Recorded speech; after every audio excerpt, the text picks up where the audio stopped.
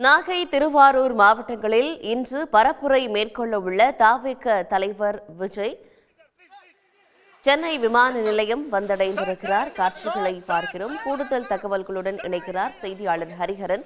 ஹரிஹரன், தவிக தலைவர் விஜயின் இன்றைய தினத்தின் பயண திட்டம் என்ன? காவல்துறை தரப்பில் என்னென்ன கட்டுப்பாடுகள் எல்லாம் விதிக்கப்பட்டிருக்கு? தமிழக வெற்றிக் கழகத்தின் தலைவர் விஜய் இரண்டாவது நாளாக இன்று தனது தேர்தல் பரப்புரையை தொடங்க உள்ளார். குறிப்பாக இன்றைய தினத்தை பொறுத்த வரைக்கும் நாகை மற்றும் திருவாரூர் ஆகிய இரண்டு இடங்கள்ல தேர்தல் பரப்புரை மேற்கொள்ள உள்ளார். குறிப்பாக கடந்த வாரம் சனிக்கிழமை அவர் தேர்தல் பரப்புரையை தொடங்கி இருக்கக்கூடிய நிலையில கடந்த வாரம் திருச்சி, பெரம்பலூர்ல தேர்தல் பரப்புரையை மேற்கொண்டார். அரியலூரில் நள்ளிரவு ஆன காரணத்தினால் நேரமின்மை காரணமாக அந்த பரப்புரை ரத்து செய்யப்பட்டு மீண்டும் மற்றொரு நாளில் நடத்தப்படும் என அறிவிக்கப்பட்டிருந்தது. இந்த சூழலில் இன்று நாகை மற்றும் திருவாரூரில் தேர்தல் பரப்புரையை தொடங்க இருக்கிறார். குறிப்பாக நாகையை பொறுத்த வரைக்கும் சரியாக காலை 11 மணிக்கு இந்த தேர்தல் பரப்புரையை தொடங்க இருக்கிறார். அதற்காக தமிழக வெற்றிக் கழகத்தின் தலைவர் விஜய் அவர்கள் தற்போது சென்னை விமான நிலையம் வருகை தந்திருக்கிறார். விமான நிலையத்திலிருந்து தனி விமானம் மூலமாக திருச்சி சென்று அங்கிருந்து சாலை மார்க்கமாக நாகை சென்று 11 மணிக்கு பரப்புரையை மேற்கொள்ள உள்ளார். குறிப்பாக கடந்த வாரத்தை பொறுத்த வரைக்கும் திருச்சி விமான நிலையத்திலிருந்து அவர் பரப்புரை மேற்கொள்ள இடத்திற்கு செல்வதற்கு பல மணி நேரங்கள் ஆன ஒரு காரணத்தினால காவல்துறை தரப்பில் பல்வேறு கட்டுப்பாடுகளையும் நிபந்தனைகளையும் விதிக்கப்பட்டு அவர்கள் இன்றைய பரப்புரைக்கு அனுமதிக்கப்பட்டிருந்தது.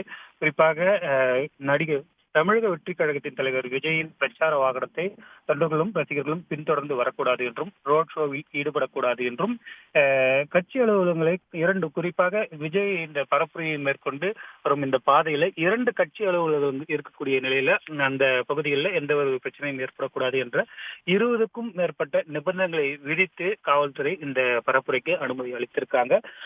நாகையை பொறுத்த வரைக்கும் 11 மணிக்கு பரப்புரையை முடித்துக் கொண்டு இன்று பிற்பகல் 3 மணிக்கு திருவாரூரிலும் பரப்புரை மேற்கொள்வதால் இதற்காகவும் காவல்துறை தரப்பில் கட்டுப்பாடுகள் விதிக்கப்பட்ட பிறகு அனுமதி அளிக்கப்பட்டிருக்கு. காவல்துறை தரப்பில் அனுமதி அளிக்கப்பட்டிருக்கும் அதே நேரத்தில் தமிழக வெற்றிக் கழகத்தின் சார்பிலும் தொண்டர்களுக்கு 12க்கும் மேற்பட்ட கட்டளைகள் வழங்கப்பட்டிருக்கு. குறிப்பாக கர்ப்பிணிகள், முதியோர்கள், சிறார்கள் நேரில் கலந்து கொள்வதை தவிர்க்க வேண்டும் என்றும், பட்டாசு வெடிப்பதை தவிர்க்க வேண்டும் என்றும், போக்குவரத்திற்கு தொல்லை கொடுக்கக்கூடாது, பிறர் மனம் புண்படும் வகையில் நடந்து கொள்ளக்கூடாது, சட்டம் ஒழுங்கை பேணி பாதுகாக்க வேண்டும் உள்ளிட்ட பல்வேறு கட்டுப்பாடுகளையும் கட்டளைகளையும் தமிழக வெற்றிக் கழகத்தின் சார்பிலும் விடுக்கப்பட்டிருக்கு.